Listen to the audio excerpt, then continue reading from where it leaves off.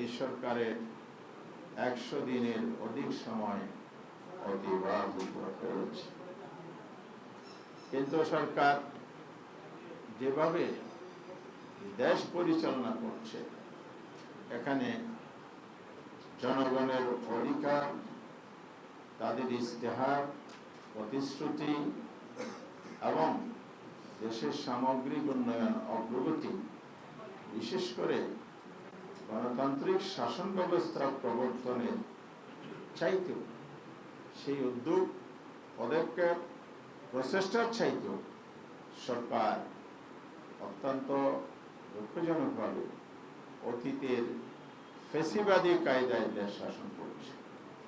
এ পর্যন্ত যত পদক্ষেপ নিয়েছে, সংসদের ভিতরে, সংসদের বাইরে, সবগুলোই হচ্ছে অনেকটা বিগত দিনগুলোর কর্তৃত্ববাদী শাসন আমলের বর্ধিত অংশ বা এক্সটেনশন। যেমনটি বলতে পারি, অন্তর্বর্তীকালীন সরকার 133টি অধ্যাদেশ জারি করেছিল। 30 কার্য দিবসের মধ্যে সংসদে এটা অনুমোদনের বাধ্যবাধকতা সংবিধানে বলা আছে।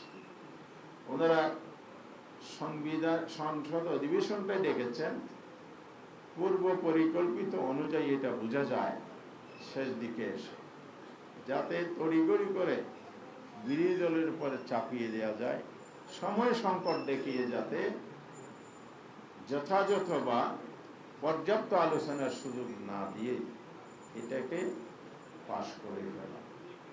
প্রথম দিনই 133 অধ্যাদেশ স্থাপিত হয়েছে, কিন্তু যে প্রক্রিয়া আলোচনাটা হয়েছে, বিরোধী দলকে 2 দিন আগে বা সংসদ সদস্যদেরকে 2 দিন আগে যে কাগজ দেওয়ার কথা, কোনো কোনো ক্ষেত্রে 1 ঘন্টা আগে দিয়েছে, কোনো ক্ষেত্রে আলোচনা চলাকালও দিয়েছে।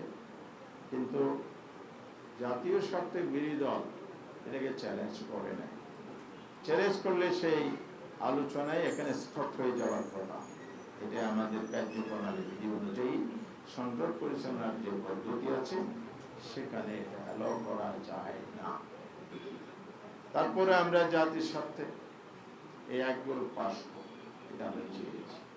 এটাও সংস্কারের একটা পার্ট ছিল। 18 মাসের সরকারের 133টি অধ্যাদেশ কিন্তু একটু সংস্কার অংশ ছিল। সেখানে মৌলিক কিছু বিষয় আছে।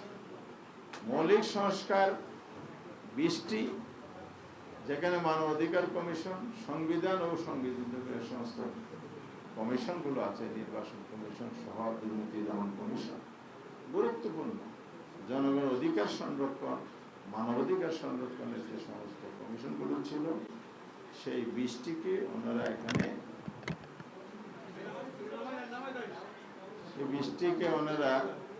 সংসদের এই আলোচনা থেকে ল্যাপস করে দিয়েছে।